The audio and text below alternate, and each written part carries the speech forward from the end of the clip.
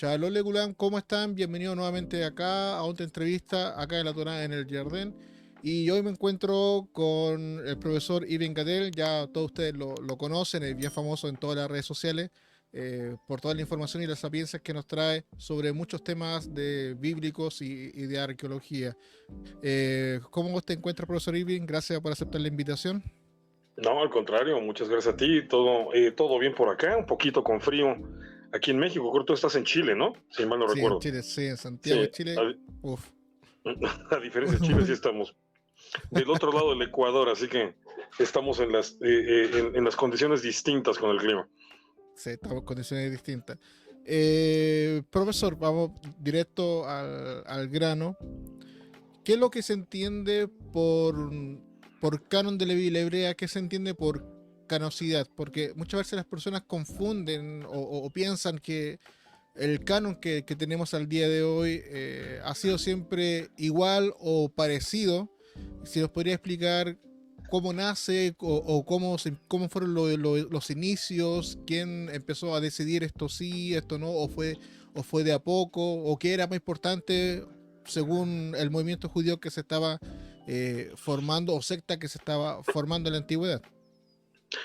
Ok, mira, pues bueno, canon ya sabemos, ¿no? Viene de la palabra en griega que se refiere a regla, en el sentido de normatividad.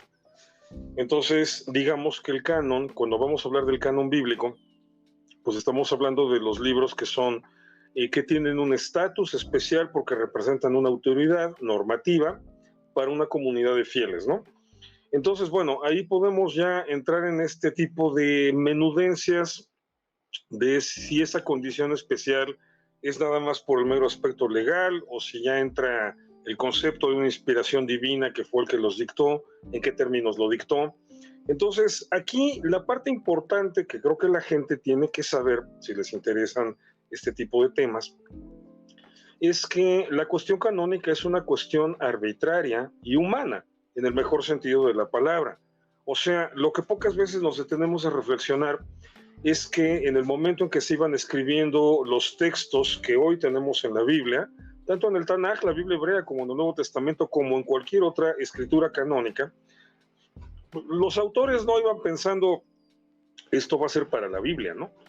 O sea, la decisión de agarrar una serie de textos e integrarlos en una colección y decir, esto es la Biblia, o como le quieras llamar, es una decisión muy posterior y obedece a situaciones muy distintas a las de los autores.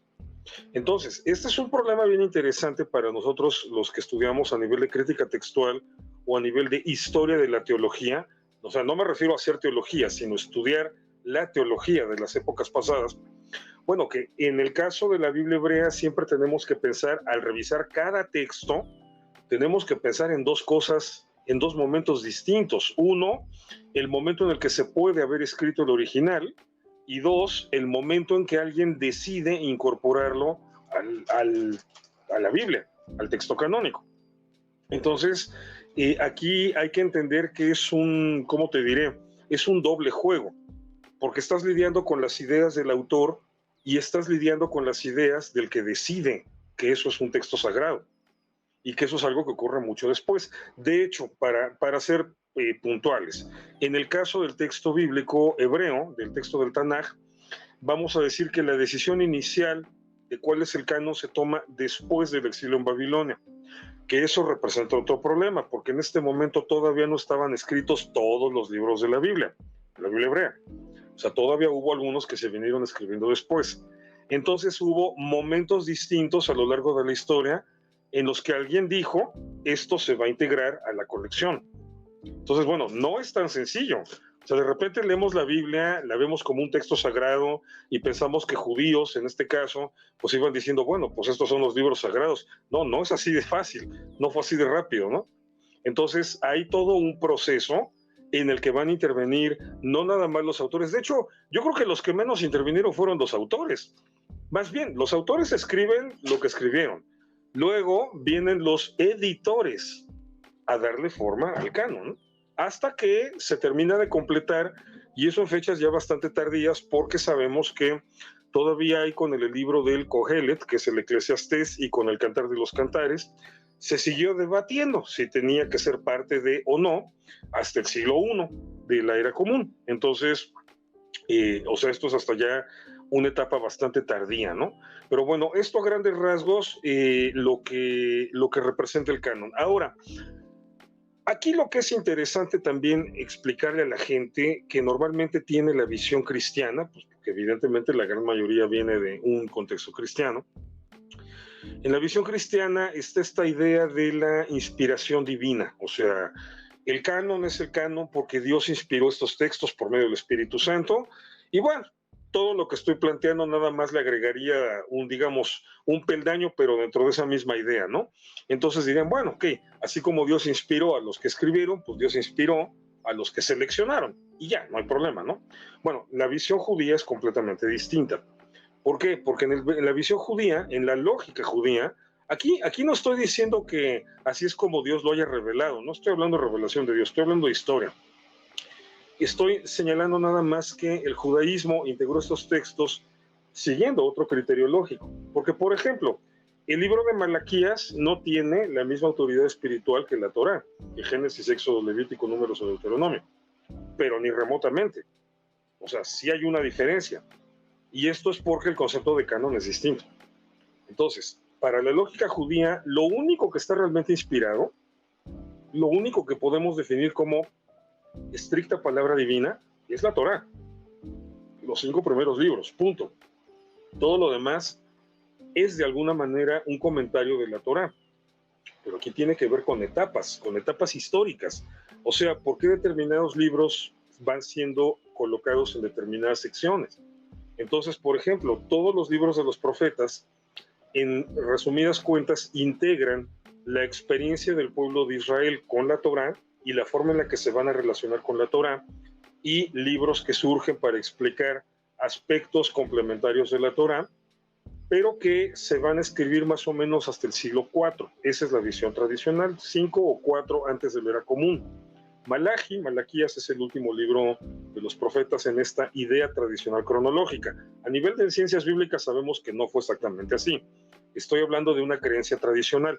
¿Por qué es importante ahorita tomar en cuenta la creencia tradicional? Repito, porque es la que definió el criterio. O sea, y nosotros ahorita sí, con todas las herramientas arqueológicas, filológicas y lo que quieras, podemos entender mucho mejor cuál fue el orden cronológico en el que se escribieron los textos, las situaciones contextuales. O sea, tenemos mucha más información que quienes decidieron qué libros iban a tener. Entonces, ahí es en donde está el problema, de tenemos que meternos en la cabeza ya no nada más del autor, sino del editor. Entonces, bueno, el editor es un judío de la antigüedad que tiene una visión muy distinta a la que nosotros tenemos con toda la información que disponemos. Es gente que no tiene tanta información, que no tiene las herramientas técnicas, que no tiene las disciplinas académicas con las que nosotros podemos investigar. Y entonces, bueno, hay que ponernos en su cabeza. Entonces, obviamente en la perspectiva de esta gente que va definiendo el canon de la Biblia hebrea, bueno, la Torá es la palabra de Dios, pero lo dicho por los profetas hasta el profeta Malachi es el complemento de esa revelación en el sentido de que nos va a enseñar la otra dimensión. ¿Por qué? Porque la Torá, digamos que maneja una visión institucional, es un texto de Kohanim, de sacerdotes, o sea, escrito, elaborado, preservado por la gente que estaba primero en el Mishkan, en el tabernáculo, luego en el templo, y los profetas, en cambio, es la perspectiva del pueblo, de la gente de la calle.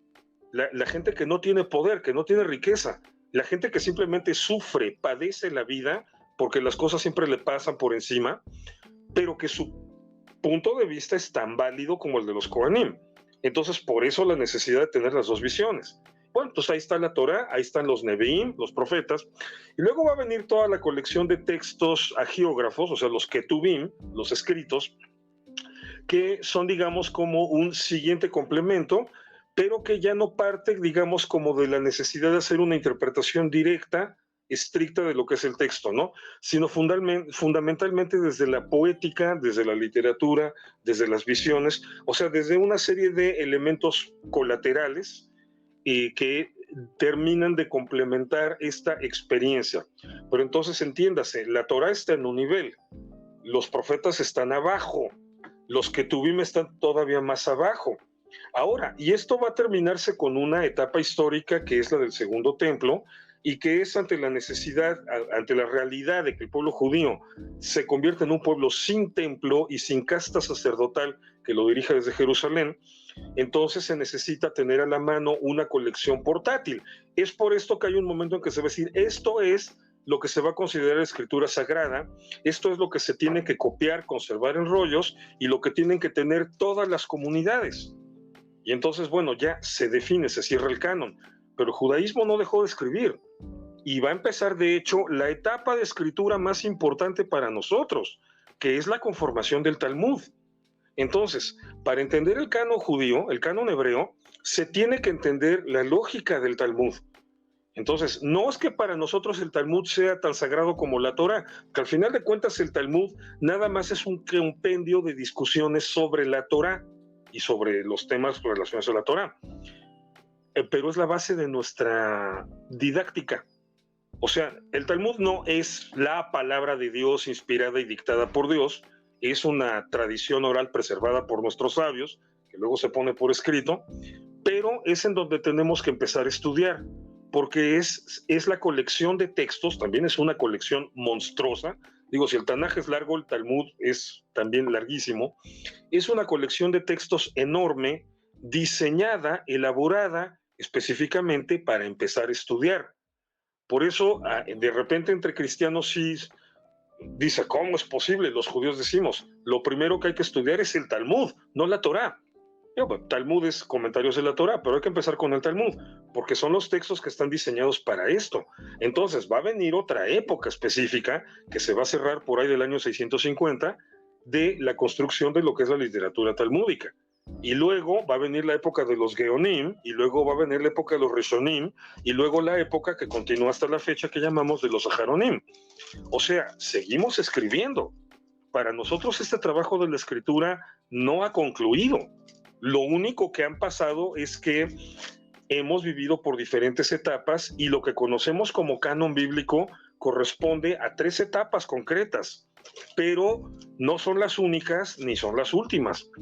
Entonces te digo, aquí es la parte interesante, es entrar a esta otra lógica en la que funciona el pueblo judío, pero sobre todo en la que funcionan los criterios que le van a dar forma al canon de la Biblia hebrea. Curioso, bueno, hay varias cosas interesantes que está mencionando, y lo del Talmud sí, sí es súper importante porque va a mostrar la discusión de cómo se tiene que ir ordenando, estudiando y el orden de la importancia. De lo que yo he estudiado, tengo entendido que como las primeras protoformaciones eran bipartitas, o sea, decir, había un esquema ya de la Torá, los 5 primeros libros, había un esquema con los profetas, pero no estaba definido, y fue por mucho tiempo los Ketubim, los escritos, no estaban definidos. Y es por eso que durante el tiempo se discutió mucho qué podía entrar y qué no, y también gracias a los reyes del Qumran nos dimos cuenta también que hay libros que no, por ejemplo como Ruth, que nunca se ha encontrado, que al parecer no la consideraban, y que ya en la primera etapa se movió todo de manera bipartita. Ahora, yo no tengo claro qué profetas consideraban sí y otros no, o qué grupo de profetas consideraban, porque en la época del Segundo Templo se escribió tanto que me imagino que para algunos grupos era algunas cosas prestadas, para otras no, o en este caso los saduceos hay cosas que no aceptaban, y la Torá sí la aceptaban. Entonces, ¿cómo se da este fenómeno de primero formar algo bipartito y terminar en algo tripartito como una necesidad de incluir más libros, teniendo en cuenta que tampoco no hay nada zanjado ni siquiera dentro, digamos, del judaísmo del Segundo Templo para decir, ya, esto es? Y hay una discusión muy larga eso de pasar a los bipartitos a los tripartitos, y no saber qué libros son. Lo que tenemos claro son los 5 primeros, el libro de Isaías, que es bien famoso, pero el resto está ahí en el aire. ¿Cómo se da ese fenómeno o este orden? Bueno, ahí ya te metiste con 2 temotas. Mira, uno, este fenómeno se da definitivamente primero de una manera espontánea, O sea, no va a ser una autoridad en última instancia quien va a decidir qué libros son relevantes para la comunidad. Es la propia comunidad la que de manera espontánea y natural con el paso de los siglos va seleccionando el rango de libros que les son sagrados, que los consideran sagrados. Ya va a llegar después una autoridad a oficializarlo. Eso es igualito, por ejemplo, que con el Nuevo Testamento. O sea, el Nuevo Testamento es una colección que se canoniza hasta finales del siglo IV. Pues bueno, ahí vienen muchos así, no, entonces eso lo decidieron en el siglo IV y fue arbitrario. Bueno, no, sí, lo decidieron en el siglo IV, pero la idea de canon ya estaba bastante bien definida desde el siglo II. O sea, no fue algo que se inventaran en el concilio de Hipona, Cartago, y los concilios de Roma, Hipona y Cartago, ¿no? En ese orden. Es algo que ellos hasta cierto punto nada más vinieron a ya sancionar, en el sentido estricto de la palabra, o sea, darle un valor oficial, canónico. Lo mismo pasa con el texto hebreo, o sea, es la comunidad siempre la que va a ir diciendo, pues este libro me gusta y este no, este lo uso más, este lo uso menos. Entonces, por ejemplo, ese problema que tenemos con los rollos del Mar Muerto, que es muy interesante revisar cuántas copias hay de cada libro, pues sí, pues ahí te das cuenta que, por ejemplo, de los libros de la Torá, Génesis, Éxodo, Levíticos, Números y Deuteronomio, se han recuperado montones de copias y hay otros libros de los que se recuperan una o dos. Entonces, ahí es en donde ves qué tan preciado es para una comunidad un texto. Entonces, ahí empieza el proceso siempre. O sea, es la propia comunidad la que de una manera orgánica va a determinar qué libros les son caros en el sentido de que los aman, en el sentido que establecen un vínculo especial con ellos, ¿no? Ahora, esa, digamos, es la parte relativamente fácil, porque nada más necesitas una comunidad, sus libros y tiempo, siglos. Pero bueno, después de un tiempo ya vas a tener una idea clara de lo que esta comunidad está seleccionando. Ahora, el problema es cuando entra la autoridad. Este es el segundo punto, que te digo que ya te metiste en un tema interesante. Porque todo lo que contesté hace rato sobre la historia de cómo se integra el canon, por supuesto, nada más es la visión de una tendencia del judaísmo, la fariseo-rabínica. O sea, hubo todavía en la época del Segundo Templo, hubo otras tendencias y que tuvieron otros criterios. O sea, si hubieran sobrevivido todos los tipos del judaísmo, tendríamos por lo menos 4 Biblias diferentes. La menos distinta sería tal vez la saducea, en el sentido de que nada más serían los 5 libros de Moisés, atribuidos a Moisés, o sea, la Torá. Los saduceos no aceptaban nada más. Entonces, para el saduceo, olvídate de la cuestión bipartita y tripartita, o sea, es la Torá nada más, todo lo demás es... Están bonitos, están interesantes, está bien divertido tu libro, pero mijo, no me lo vengas a meter aquí junto con la Torá. La Torá es única, punto. Ahora, tenemos aparte este tema fascinante. Creo que me estoy atorando de la señal, a ver si... Déjame. Está un poco lenta, ¿no? ¿Mi señal? Sí, pero después se arregla. Ah, estoy bien, ok. Uh-huh. Esta tensión, digamos, entre el texto masorético y el texto griego, que tiene su mejor representación desde la Septuaginta y que originalmente no es un texto griego, se está traducido de un texto hebreo o de un texto arameo, pero que hay diferencias de repente ahí interesantes. Entonces, aquí sí ya tenemos 2 textos distintos. Ahora, las diferencias no son gran cosa, ¿no? Son exquisiteces de repente para la crítica textual o para la filología, pero el sentido ético, el sentido espiritual de lo que dice la Biblia, el texto masorético, a como lo dice el texto de la Septuaginta, no cambia realmente, ¿no? Entonces, ahí la diferenciación estaría no tanto en el texto como tal, en un problema textual, sino en el canon. ¿En qué libros entran o qué libros no entran? Porque el criterio fariseo rabínico va a ser solamente entran los textos que estén en hebreo. O sea, los textos sagrados tienen que estar en el idioma sagrado. Mientras que la lógica de las comunidades helenísticas en donde se genera la Septuaginta es, bueno, pues si ya tradujeron la Torá al griego, Lo de menos es aceptar también textos en griego. Entonces va a entrar esta controversia que luego se va a reflejar en el cristianismo, en la controversia que conservan católicos y protestantes por los libros deuterocanónicos. O sea, Macabeos 1, Macabeos 2, Tobías, Judith, esto de Eclesiástico, o sea, el libro de Eclesiástico, el libro de Sabiduría y Baruch. Estos 7 libros que son un segundo canon, ¿no? Que a veces mal llaman apócrifos. Estos no son apócrifos, son simplemente como canon secundario, ¿no? La Iglesia Católica todavía lo conserva, las iglesias protestantes los quitaron en el siglo XIX, apegándose al canon hebreo. Y bueno, ahora, en la antigüedad eran más, había más libros más fragmentos de otros libros deuterocanónicos que marcaban ese pleito entre las comunidades judías de habla aramea y las de habla griega. Pero bueno, entonces ahí tendríamos otras 2 versiones, que sería como más bien 2 variantes de una misma versión, ¿no? Porque últimamente no están tan lejos. Pero lo que sí de plano es otra versión completamente distinta, es la de los qumranitas. Ahí sí nos enfrentamos a una visión completamente distinta y pues que lamentablemente no la entendemos del todo, que tenemos bastantes piezas del rompecabezas, pero no todas. Entonces, aunque tenemos una idea de qué tipo de mentalidad tenían, de repente nos quedamos con dudas de si ellos tenían una noción de un canon y si la tenían, qué libros estaban y qué libros no. Porque, por ejemplo, sabemos que el libro de Jubileos era muy importante para ellos, pero Jubileos en esencia es una reelaboración del Génesis. O sea, no es un libro aparte, o sea, no es como decir, tengo 6 libros, o bueno, o en vez de tener 39 libros, que es el conteo cristiano es de 39, en hebreo son 22, por decir, en vez de tener 22 libros en el Tanaj, tengo 23 o tengo 24, o sea, no es tener un libro más, es que tengo Jubileos, que es otra versión de Génesis. Las 2 eran canónicas para los qumranitas, y si no, o sea, ¿cuál era más importante? ¿El Génesis como lo conocemos o Jubileos?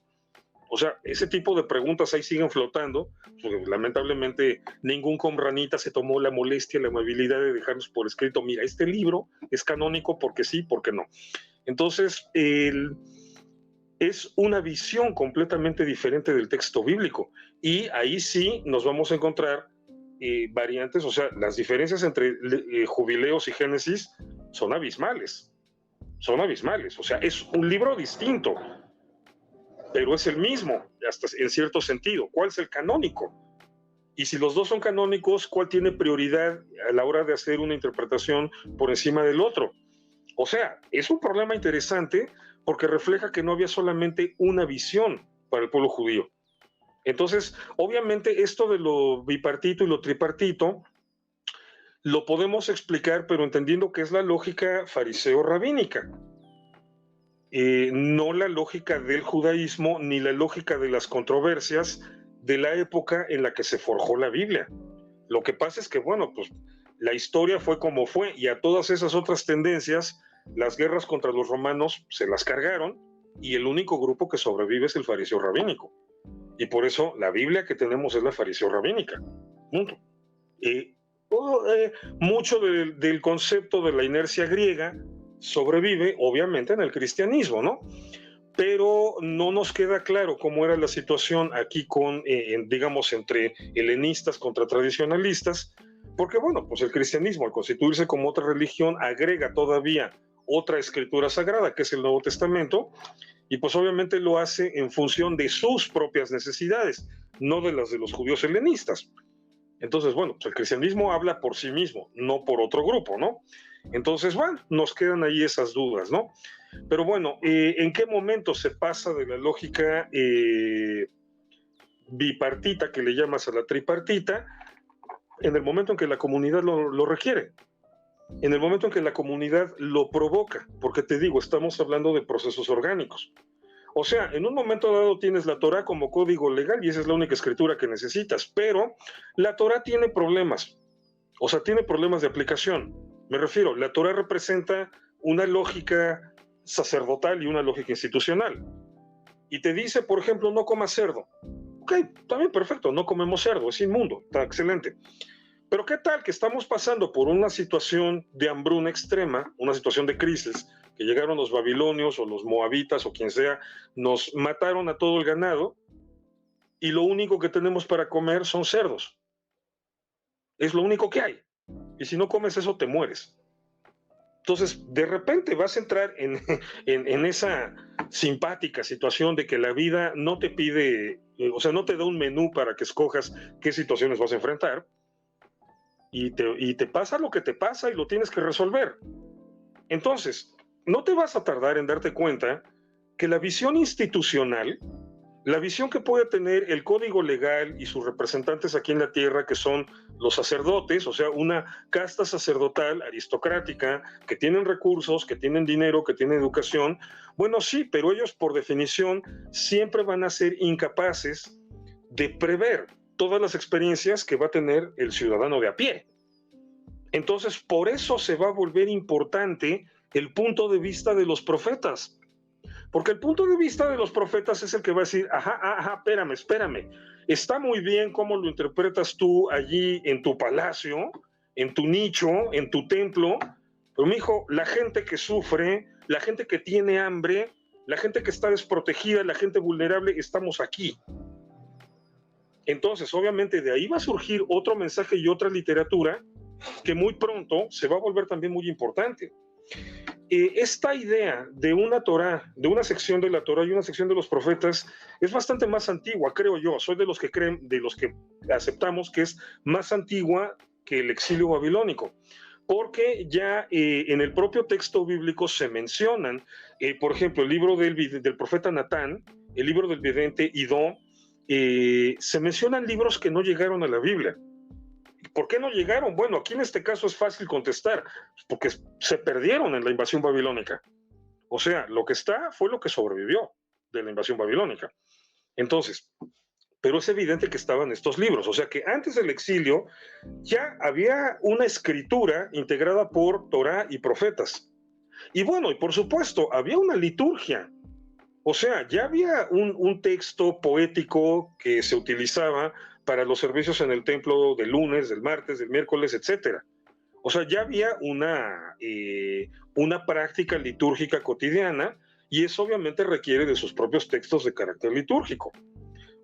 Entonces, ¿qué tan importantes podían ser en una primera etapa los textos litúrgicos para el pueblo? Bueno, es la liturgia, es lo que se dice cada vez que se hace una sesión, un culto en el templo. Pero fíjate qué curioso, mientras el templo está allí, no, o sea, como que para ti es normal, es parte de la cotidianidad, es parte de lo normal. Entonces, no le vas a dar la misma importancia que tiene la Torá como palabra de Dios y los profetas como el contraste a la versión institucional, sacerdotal, la visión, la opinión del pueblo, ¿no? La voz del pueblo. ¿Qué va a pasar con la destrucción del templo? Que te quedas sin el lugar, sin el espacio en donde usabas el texto litúrgico, el texto poético. Entonces, ante la ausencia del templo durante el exilio en Babilonia, es lógico que los textos litúrgicos y poéticos cobraran una relevancia especial porque era lo único que te quedaba de un templo que ya no existía. Claro, el templo se reconstruyó, pero se tardó su rato en volver a funcionar. Estamos hablando de que el pueblo judío se echa unos 80 años sin un templo así en forma, ¿no? Entonces, en esa época es en donde estos textos que te remiten a esa época dorada que existió antes y que desapareció, estos textos van a cobrar una importancia especial.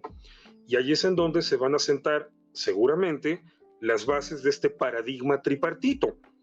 O sea, donde vas a empezar a darle una importancia especial, una valoración especial a textos que ya no son ni la Torá ni los profetas, sino que son, bueno, están las liturgias, ¿no? Los salmos son pura liturgia, ¿no?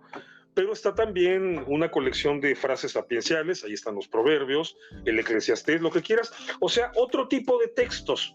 Por eso no van a tener una clasificación especial, son los ketubim, son los escritos. O sea, son toda esta otra dimensión de la experiencia humana que una tragedia nos llevó a descubrir y a valorar. Y entonces, bueno, pues ya abres otra sección y poco a poco empiezan a caer ahí más libros, ¿no? Entonces, si en un momento dado tu lógica es una sección nada más la Torah, porque es la ley, punto. Pero luego con la experiencia descubres que, pues sí, la ley es la ley, y los Kohanim son los Kohanim y son los intérpretes de la ley. Pero hijo, la experiencia humana aquí abajo, la gente del pueblo, también tenemos mucho que opinar. Ok, abrimos otra sección, los profetas. Entonces ya está el paradigma bipartito, ¿no? Bueno, ya después vendrán los babilonios a reventarnos Jerusalén, a reventarnos el templo, a dejarnos sin un lugar donde ejercer nuestra vida litúrgica, y entonces esa experiencia trágica nos va a llevar a valorar en otro nivel todo este tipo de literatura y entender que necesitamos complementar la Torah y los profetas con otro tipo de textos. Y entonces se va a conformar la visión tripartita. Pero claro, la versión, dije la visión tripartita, ahora, la versión que tenemos de esa visión tripartita, nada más recuérdese, es la fariseo rabínica. Las otras, había más, no sobrevivieron. Esta es la que tenemos. Sí, me llama un punto, me llama la atención bien un punto que me mencionó. En la antigüedad, la cultura antigua tenían, valga la redundancia, tenían la costumbre de guardar sus textos sagrados en sus templos, donde hacían toda su liturgia sagrada, cosa que Israel hace básicamente lo mismo. Con la destrucción y todo este tema, se pierden, porque recuerdo que los libros mencionan el libro de los reyes, el libro de las cuentas, libros que obviamente no nos llegaron al día de hoy. Y pareciera que la historia se vuelve a repetir en la época del Segundo Templo, porque desconocíamos toda esta literatura del Qumran, o lo que ellos consideran en algún momento más importante que otro, hasta el siglo XX. Nos dimos cuenta, había mucho más literatura que desconocíamos, y el mundo, y entender el mundo judío cambió completamente, a menos mirando hacia la antigüedad. Y otro punto que a mí siempre me ha llamado la atención, y a veces lo digo con amigos que son cristianos, que el Nuevo Testamento cita muchos libros que no tenemos dentro del canon. Y eso también me llama la atención, porque empieza a citar nombres o personajes que uno va al canon que tenemos actualmente y no aparecen. Eh, Como los dos brujos que luchan contra Moisés y hacen la competencia frente al faraón, que lo podemos encontrar en el Targum, pero también los podemos encontrar en los en el Jubileos. Janes y Jambres, exactamente. Exactamente. Entonces nos damos cuenta, yo le dice, ¿te das cuenta que ellos están citando libros que ellos consideran importantes? O el mismo libro no que es citado derechamente, consideran libros importantes que no pertenecen al canon de hoy, y que cuando tú empiezas a analizar, te empiezas a replantear, bueno, ¿qué realmente creían ellos a diferencia de nosotros? Y aquí salto a la otra pregunta, porque cuando me voy a Flea Josefa menciona que hay un canon de 22 libros, pero no dice cuáles. Y se supone que al día de hoy tenemos 24. Entonces mi duda es, ¿juntó algún libro en uno? O hay dos libros que no sabemos que dejó fuera Flea Josefa. Entonces, mi consulta sería, ¿se sabe básicamente qué es lo que Flavio Josefo estaba manejando en su canon de 22 libros? Y qué importancia le daban, siendo que él era fariseo, y teniendo en cuenta que hay muchas tradiciones de muchos libros que se están manejando, que al día de hoy, gracias a la arqueología, sabemos que existían, pero no sabemos realmente cuáles son. Quiero hilarme la pregunta. Flavio Josefo menciona 22, no sabemos cuáles son. Por lo menos la Torá lo sabemos. ¿Para qué profetas o qué libros consideraba? Ahí el dilema. Sí, mira, ahí pues, obviamente es imposible contestar esa pregunta de una manera definitiva. Siempre, toda respuesta que se le dé a esa pregunta sobre Flavio Josefo es especulativa. Los dos libros, o sea, lo más lógico sería pensar, lo más lógico a partir de la información que tenemos, que eso también pues, tiene sus límites, ¿no? Lo más lógico sería pensar que esos dos libros que faltan son precisamente Cantar de los Cantares y Eclesiastés, que son como los últimos dos libros en incorporarse. Pero bueno, o sea, por ejemplo, de repente te topas con el dato de que Ruth, Esther, no, más bien es Esther, ¿no? El que no está en Qumran. Esther, sí, Esther, no Ruth, Esther no se recuperó copias en Qumran, tal vez es Esther, no sabemos. Bueno, en fin, o sea, ahí siempre te vas a encontrar exquisiteces en cada investigador. Bueno, eso es lo que podemos especular. Aclaro, yo no creo que se pueda dar una respuesta definitiva a eso, pues tendríamos que resucitar a Flavio Josefo y hacerle la pregunta específica y a ver si se acuerda, ¿no? Después de 2000 años durmiendo. Entonces, aquí la parte interesante es que efectivamente, y es un poco de lo que hablaba yo al principio, ¿no? Pero lo acabas de mencionar muy bien tú. Por ejemplo, con esta situación del Nuevo Testamento, pues enfrentarnos a la realidad de que la gente de esa época lo veía todo muy diferente a como lo vemos nosotros. Y eso aplica tanto para judíos como para cristianos.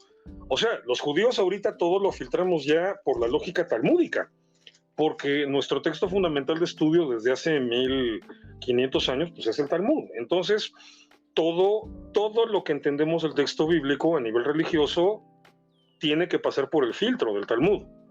Pero bueno, también el cristianismo tiene sus filtros. Entonces, por ejemplo, es muy interesante que menciones que de repente el Nuevo Testamento cita textos, cita libros que no están en el canon, como Enoch, que lo cita Judas, ¿no? O esta referencia a los magos egipcios que Pablo menciona y que evidentemente no es un dato que esté tomando del canon bíblico. Bueno, evidencia que los cristianos de la época, pues evidentemente, tenían acceso normal, cotidiano, se les hacía muy natural consultar o leían otros libros, pues, a pronto. Pero tal vez es más interesante lo que no citan, los silencios, ¿no? Porque, por ejemplo, una profecía que cuando estas discusiones entre misioneros y antimisioneros, la clásica, Daniel 9, las 70 semanas, ¿no? Que si la cuenta, que si sale, que si Jesús, que si no. A ver, la parte interesante aquí ya, dejándonos esa discusión, eso no viene el caso ahorita. O sea, pues si se supone que esa es la profecía más clara sobre cuándo tenía que llegar el Mesías, cuándo tenía que morir el Mesías, ¿por qué ningún libro del Nuevo Testamento la cita? O sea, ningún libro del Nuevo Testamento te dice, Daniel profetizó que en tal momento tenía que cumplirse esto. Nadie te lo dice. ¿Pues qué no la conocían? Ahí te metes en otro tema, en otro temota. O sea, claro, el libro de Daniel existía, eso lo sabemos, eso no hay duda, es un libro del siglo II. Bueno, el otro día tuvimos una charla larga y tendida ahí con esta norma, ¿no? De la cuestión del libro de Daniel. Pero yo lo que explicaba en esa charla era que yo tengo mis dudas sobre ciertas secciones que a mí me parece que son tardías, que son agregados posteriores. Y esta sería una, la parte de las 70 semanas. Y justamente una de mis, bueno, ya no entré en todos esos detalles, pero una de mis, de los hechos que me parece que refuerzan mi idea, pues justamente que el Nuevo Testamento la desconoce. Entonces eso se incorpora de una manera tardía y el cristianismo lo va a asimilar, al igual que el judaísmo, más tarde. Pero bueno, ok, pues son los temas que le dan sabor, ¿no? Que le dan condimento a este tipo de charlas. Pero pues efectivamente, al final de cuentas, a lo que nos enfrentamos es a que las cosas no siempre se han entendido igual. Entonces, pues por supuesto, lo que podía entender un judío por canon de la Biblia hebrea hace 2000 años o un cristiano por canon del Nuevo Testamento hace 1800, 1900 años, es definitivamente muy diferente a lo que entendemos ahorita, ¿no? Y bueno, ni modo, hay que aceptarlo, así es, y disfrutarlo. Pues son los temas que hacen que todo esto sea muy interesante de estudiar. Bueno, sí, dentro del Nuevo Testamento menciona la muerte de Moisés y la pelea de Miguel con Satán, que no está en el canon, pero sí están en los otros libros de la época del Segundo Templo, y el mundo judío lo guardó dentro del Midrash. Porque eso me pareció también interesante, que el mundo judío a través del Midrash y algunos poemas fue como recuperando o tal vez historias que consideraban importantes, pero para no meterlas dentro del canon, las dejaron en formato de Midrash, de comentario, de poema, para que sobreviviera de alguna forma. Claro. Y uno se va encontrando historias ahí similares a los textos de la época del Segundo Templo. Claro, mira, lo que pasa es que para el judaísmo tiene una lógica esto, ¿no? O sea, digamos, después de determinado tiempo te das cuenta que tu comunidad ya valoró otros libros. O sea, está la Torah, sí, pero bueno, luego los profetas, sí, ok, está bien. Pero va a pasar, no es al día siguiente. Pasan siglos, estamos hablando de siglos. Pasan siglos y te das cuenta que la propia comunidad ya tiene ese apego por esta otra colección de libros, ¿no? Entonces, ok, son libros de los profetas, ok, vamos a escoger cuáles son los buenos, ¿no? Y ya un grupo de sabios es el que decide, son estos. Obviamente surgida de esa vivencia espontánea. Pero entonces digamos, como que ese criterio siempre va llegando de manera tardía. Va a pasar lo mismo con los Ketuvim.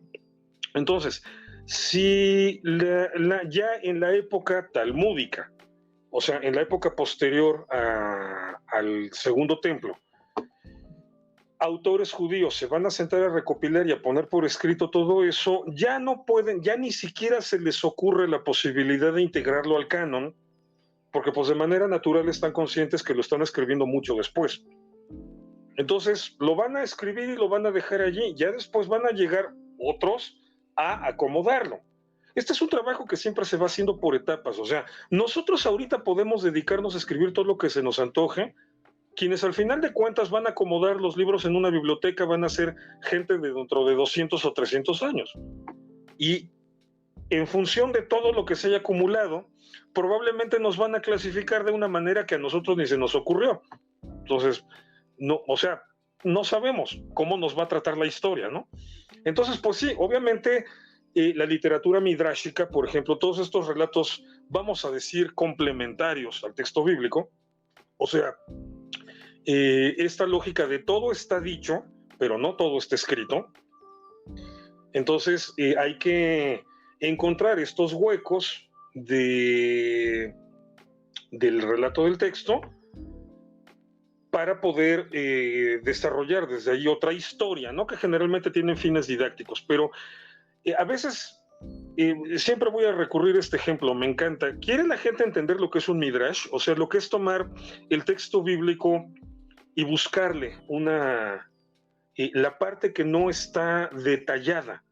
La lógica midrashica, véanse la película de Noé, la de Darren Aronofsky, la última que se filmó así, que fue un éxito por lo estrambótica que fue, pero que medio mundo se quejó diciendo, ¿qué es esto? O sea, esta no es la historia de Noé.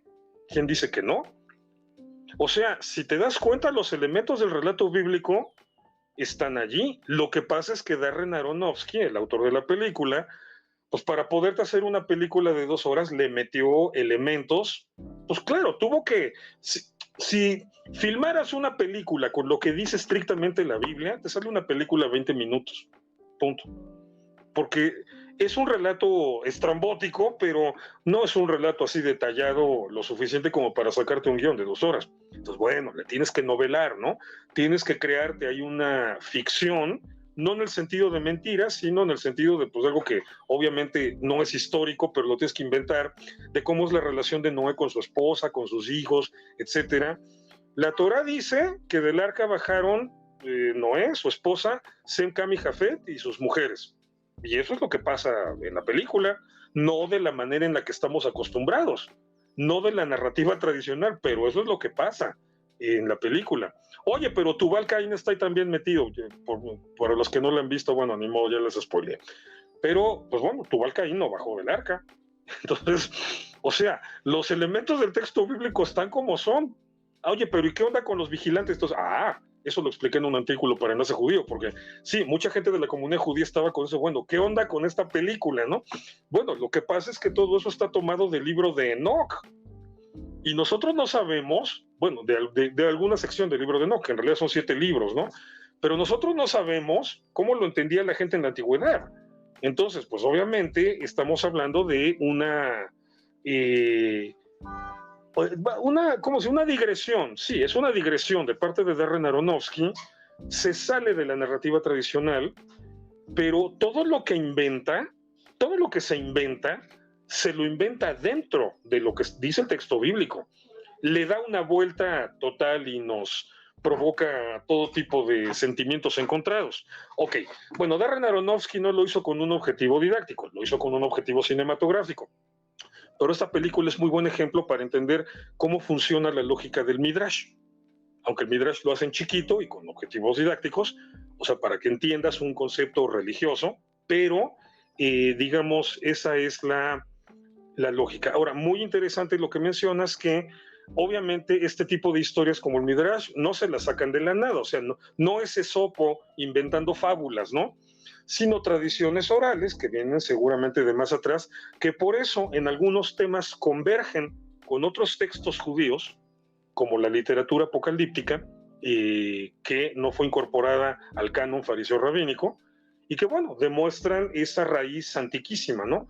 Pero te digo, como se fueron poniendo por escrito después, quienes los ponen por escrito ya no se imaginan, ni siquiera se les ocurre que eso pueda formar parte del canon, porque eso ya está cerrado. O sea, la era de los profetas se acabó, la era de los Ketubim se acabó. Estamos ahorita intentando entenderlo. Y luego va a llegar gente más adelante a decirte, la era del Talmud se acabó. Y los que estaban haciendo el Talmud dijeron, si estuvieran todos juntos, o sea, los Tanaim y los Amoraim estarían así con cara de, ¿qué? ¿Nosotros somos la era del Talmud? ¿Qué es eso? ¿Qué es el Talmud? Ellos mismos se sorprenderían de cómo los organizamos. Y probablemente si le dieras a leer el Talmud a los judíos que estaban discutiendo estos temas en el siglo II, se morirían de la risa de ver la monstruosidad de compilación que hicimos y dirían, no, qué locos están mis descendientes de dentro de 300 o 400 años. Entonces, así es la vida, así funciona. Sí, bueno, justamente me estaba acordando de la historia del Midrash, de que cuentan cuando Rabbi Akiva está dando clase a sus alumnos y Dios pone a Moisés, y Moisés no entendía nada que está ocurriendo, pero después se alegró porque estaban estudiando Torah. Pero Moisés no tenía idea de lo que estaba sucediendo. Sí, entonces ahí la historia comienza con Moisés. Fíjate la lógica de la historia, porque es Moisés en Sinai recibiendo la Torah y viendo que Dios está escribiendo las tablas de la Torah y está decorando las letras con estas coronitas que les llamamos, ¿no? Unas decoraciones en las letras. Y Moisés le dice a Dios, ¿qué significa eso? O sea, ¿eso significa algo? Sí, claro. ¿Qué significa? Y Dios le dice, tú todavía no lo puedes entender. Dice, pero dentro de mucho tiempo vendrá un sabio llamado Akiva y él va a explicar el significado de cada uno de estos detalles. Y es ahí donde Moisés le dice, o sea, permíteme verlo, déjame verlo, quiero ver. Y entonces Dios traslada a Moisés en el tiempo y lo lleva a la academia de Rabbi Akiva y Moisés entra, se sienta hasta atrás y escucha cómo Akiva está explicando cada detalle y Moisés no le entiende nada a la explicación de Akiva. Y entonces alguien le pregunta a Akiva, ¿y cómo podemos saber que lo que estás diciéndonos, lo que estás explicando, es correcto? Y Akiva dice, fíjate cómo cierra el círculo, es maravilloso. Akiva le dice, todo esto que estoy explicando lo vio Moshe en Sinai. Y en el relato es cierto, ¿no? Porque Moisés está ahí, viéndolo. Y entonces, bueno, ya regresa Moisés a su tiempo y nos entrega la Torah. Pero fíjate qué midrash tan simpático, pero qué midrash tan complejo en un sentido, que nos dice que lo que nosotros podemos entender es lo de nuestra época. Ni siquiera Moshe, el más grande profeta según el judaísmo, podía entenderlo todo. Y una explicación que vino 1400 años después, dada por otro sabio, por Rabbi Akiva, es completamente incomprensible para el profeta que nos dio la Torá. ¿Por qué? Porque a cada quien lo que le corresponde entender es lo que sucede en su tiempo. Y por eso el judaísmo dice, obedece a lo que te enseñan los sabios que están vivos. Sí, los sabios que están muertos son los grandes sabios. Pero pues Maimónides, por ejemplo, otro gran sabio, ¿qué iba a saber de bioética, no? Por ejemplo, ese es un problema de ahorita. Entonces, pues con la pena, sí, sigue estudiando a Maimónides, pero también hay que estudiar al rabino Jonathan Sachs y al rabino Natán López Cardoso, por ejemplo, los sabios de hoy, al rabino David Wolping, o sea, los sabios que están lidiando con los problemas de hoy. ¿Por qué? Porque ese midrash, eso es a lo que voy cuando digo que el midrash tiene un objetivo didáctico. Pero ve qué manera tan bella de inventarte una leyenda, porque pues, para términos literarios es eso, pero en la que están encerradas tantas cosas, ¿no? Y bueno, nada más recalco esto, espero que se note cómo, por lo menos en el concepto judío, esta cuestión canónica es muy fluida. O sea, no es la misma visión tan cerrada como la del concepto cristiano. Si tú llegas con esta anécdota a una iglesia cristiana, te van a decir, eso no es bíblico. O sea, eso quítalo. No, nosotros nos morimos nos pirramos por ese tipo de anécdotas, nos pasamos contando ese tipo de historias todo el tiempo. Tenemos libros y libros de Midrashim y comentarios hasta el día de hoy, si siguen escribiendo. Está lleno. Sí, los Midrash Rabbah, sí, exactamente.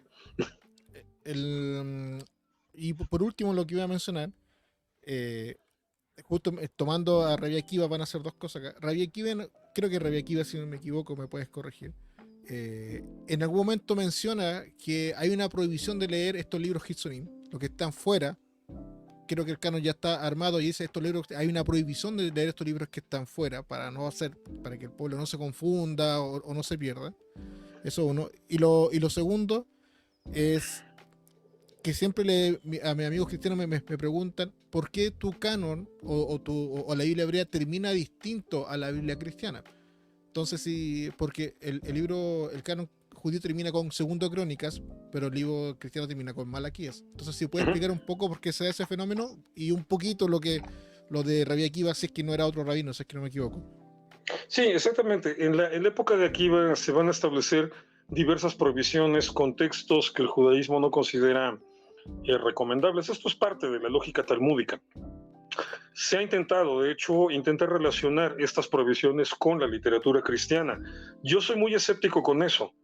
Incluso, aunque hay pasajes en donde se habla de los Avon-Gilion o Aven-Gilion como libros inmundos o libros proscritos, rollos inmundos o rollos prohibidos, que es lo que significaría en arameo, y que es una parodia del término griego evangelion, o sea, nada más es cambiar de las letras para que en vez de decir evangelion, diga Avon-Gilion o Aven-Gilion. Yo no estoy de acuerdo con la idea de que eso se refiere a los evangelios cristianos. ¿Por qué? Porque en la lógica de los textos talmúdicos donde se habla de estos rollos, estos evangelios, o sea, evangelio en griego o texto inmundo en el juego de palabras que hace el Talmud, son libros normativos. O sea, son libros que representan un código legal bajo el cual debe vivir la gente. Y estamos hablando de una época en la que el cristianismo todavía no era la religión oficial del imperio. Entonces, no puede ser el evangelio cristiano. Yo soy de la idea de que se refieren al evangelio del César, porque el concepto de evangelio es anterior al cristianismo. El primero con el que se va a plantear de una manera nítida es con César Augusto.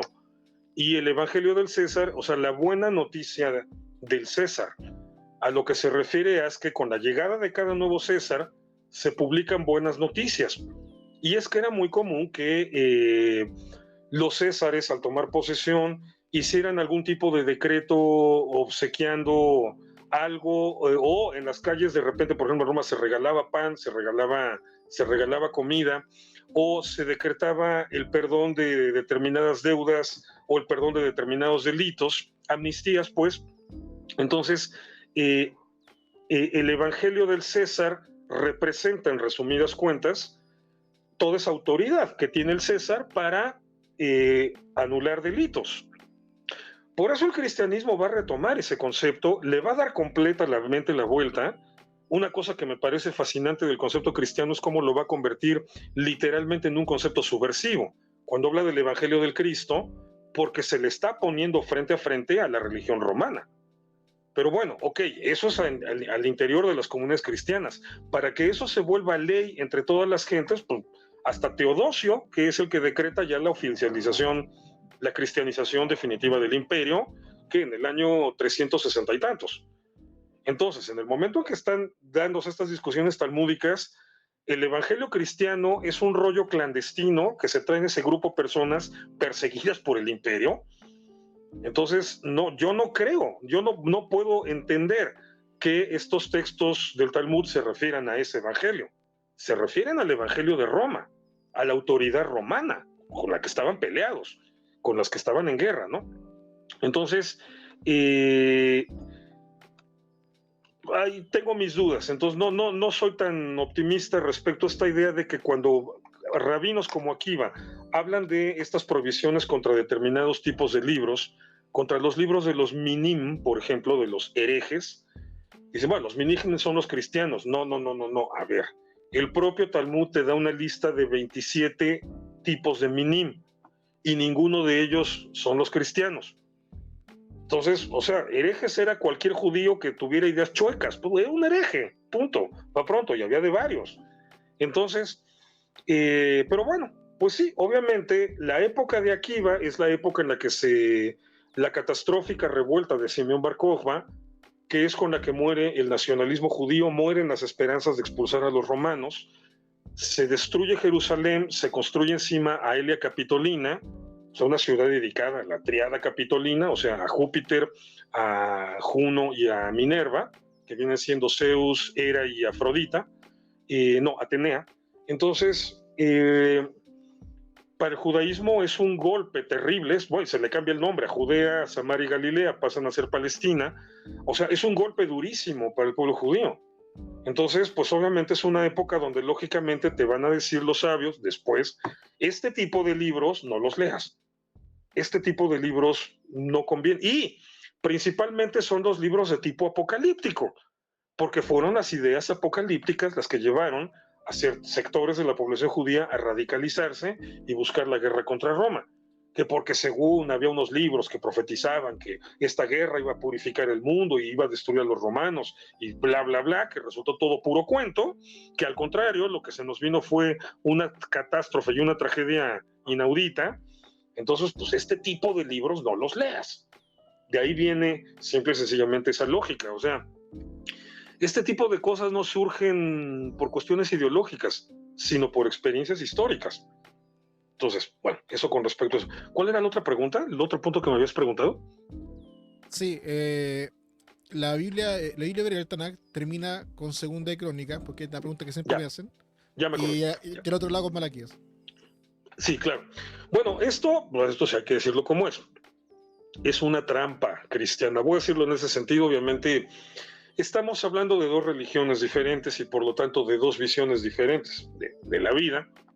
Pues es obvio que el cristianismo adaptara, o sea, en el momento en que el cristianismo decide que las escrituras hebreas, hubo una controversia fuerte con eso, o sea, hay que hablar de Marción en el siglo II y toda la controversia sobre el valor que las escrituras hebreas podían tener para el cristianismo o no. Bueno, al final de cuentas, pasa lo mismo que con el canon fariseo rabínico. El canon que nos llegó es el de los antimarcionitas en el Nuevo Testamento. O sea, en otra época, otros cristianismos que no pensaban igual. Bueno, al final de cuentas se impone esta lógica de que las escrituras hebreas, las escrituras judías, son parte del patrimonio espiritual del pueblo cristiano. Pues es obvio que el cristianismo los iba a entender de otra manera. Entonces, ¿por qué cambiar el orden? Esto es algo que los cristianos sí hicieron a propósito. ¿Por qué cambiar el orden del canon del Tanaj? Porque si tú lees el Tanaj, el Antiguo Testamento, con el canon hebreo, está muy claramente perfilada la lógica de un pueblo que hace un pacto con Dios, pueblo de Israel, el pacto, o sea, toda la historia desde la creación hasta Sinai, digamos, para entender por qué se llegó al momento en que el pueblo de Israel hace un pacto con Dios. Luego toda esa etapa de los jueces, la monarquía, etcétera, y una etapa de decadencia y desobediencia. A ver, aquí lo que hay que entender es que esta colección de libros, ya lo mencioné hace rato, se hace después del exilio en Babilonia. Entonces, vuelvo al punto. Entender la lógica no nada más de los autores, sino la lógica de los editores. Los editores que seleccionaron los libros que iban a ser ya, digamos, que fueron la primera versión de la Biblia hebrea, todavía se agregaron más, sobre todo de los que tuvimos, pero los editores que seleccionaron cómo iba a quedar la Torá y luego los profetas, fueron sabios judíos que la cosa más difícil del mundo mundial que tenían que explicar era por qué Dios permitió la destrucción del pueblo judío por los babilonios. Bueno, los asirios destruyeron una mitad, pero pensábamos que esta otra mitad iba a sobrevivir ilesa. ¿Por qué Dios permitió que los babilonios nos destruyeran el templo y nos trajeran al exilio? No es una pregunta sencilla, es una pregunta que está reventando todos los paradigmas teológicos de la época. Entonces, por eso se va a integrar esta colección de libros Si te das cuenta, la sección de los profetas no comienza con Isaías, Jeremías, no, comienza con Samuel, los libros de Reyes y Samuel y Reyes. Crónicas están los escritos, crónicas están los escritos, porque te van a contar de la decadencia del pueblo de Israel. Bueno, de hecho empieza con jueces, Samuel y Reyes, para contarte la decadencia del pueblo de Israel. ¿Y por qué entonces Dios permitió que los babilonios lo destruyeran? Pero bueno, luego entonces viene un acomodo de lo demás, de los libros de los profetas y de los Ketubim, para cerrar con Crónicas, y de esta manera se redondea la noción de que Dios escogió a Israel, hace un pacto con él, hay una desobediencia de Israel, hay un juicio de Dios, pero todo termina con la restauración. Esa es la lógica del Taná judío. El pueblo de Israel ha sido restaurado, y por eso termina con Crónicas el momento en que Ciro decreta el regreso del exilio y la reconstrucción del templo. Al Nuevo Testamento, al cristianismo no le sirve esa narrativa, porque esa narrativa no te conecta con la idea mesiánica cristiana. Entonces, por eso el cristianismo altera el orden, a propósito lo hace. Lo repito, esto era obvio que lo iba a hacer. Vamos a decirlo en términos modernos, tenía que tropicalizarlo. En el Nuevo Testamento la lógica va a ser otra, y la sección de los 12 profetas va a quedar al final. ¿Por qué? Porque son los que están anunciando una restauración o una nueva época. Entonces van a poner esa parte al final para que la colección completa no te deje la sensación de que el ciclo ya se cerró, sino de que el ciclo se quedó abierto. Y eso deja abierto la puerta para el Nuevo Testamento, para que entonces sea el Nuevo Testamento en el que dentro del cristianismo te cree la sensación de que el círculo ya se cerró. Es eso. O sea, el Tanaj, si tú lees el Tanaj en el orden judío, la idea está cerrada. Dios juzgó, Dios castigó, pero Dios ya restauró. Mientras que en la Biblia cristiana tienes que alterar el orden para que el Antiguo Testamento quede incompleto y lo complete el Nuevo Testamento. Es eso, fue por eso. Entonces aquí sí hubo un trabajo teológico específico, enfocado, o sea, bien pensado y diseñado por parte de la Iglesia cristiana, o sea, que a propósito hicieron ese cambio con ese objetivo. Y bueno, ahí entonces uno podría entrar y decir, no, pero es que eso es manipular, eso es tergiversar, eso es torcer. No, eso es natural, punto. O sea, si la Iglesia no hacía eso, el texto bíblico hebreo no le servía, y entonces le habrían tenido que dar la razón a Marción. O sea, lo hicieron porque simple y sencillamente para el molde de creencias cristianas pues no había de otra. Sí, no es la versión original, es la versión cristiana. Pues son cristianos, no judíos. O sea, ¿qué esperaban? Si se hubieran atenido al sentido estricto del texto de la Biblia hebrea, no habrían sido cristianos, habrían sido judíos. Punto, ¿no? Entonces, tampoco es para alarmarse, pero fue por eso. Sí, bueno, vamos a dejar hasta acá la entrevista del día de hoy. Estuvo bastante buena esta última parte. Me gustó mucho porque siempre me preguntan lo mismo, ¿por qué tienen esta diferencia?